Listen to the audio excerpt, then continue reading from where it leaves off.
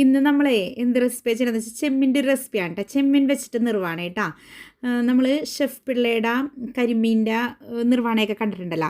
അപ്പോൾ ഞാൻ ഇപ്പോൾ ലേറ്റസ്റ്റ് ആയിട്ട് എല്ലാവരും ചെമ്മിൻ്റെ നിർവ്വാണം ചെയ്യുന്നുണ്ട്. അപ്പോൾ പിന്നെ അത് നമുക്കൊന്ന് ചെയ്ത് നോക്കാമെന്ന് വെച്ചിട്ട് മിക്സിയുടെ ജാറിലേക്ക് മല്ലിയിലയും ഇട്ട് കറിവേപ്പിലയും ഇട്ട് ജിഞ്ചറിലെ പേസ്റ്റ്, ഗാർലിക്കിൻ്റെ പേസ്റ്റ്, പിന്നെ മഞ്ഞൾപ്പൊടി, മുളക് പൊടി, ഗരം മസാലയുടെ പൊടി, ഡ്രൈ ആയിട്ടുള്ള പെപ്പർ പെപ്പർ അങ്ങനെ തന്നെ ഇട്ടു. പിന്നെ ഇച്ചിരി ഉപ്പും കൂടി ഇട്ടിട്ട് ഇത് വിനിഗറിലാണ് അരച്ചെടുക്കുന്നത് കേട്ടോ. വെള്ളം ഒഴിക്കരുത് കേട്ടോ.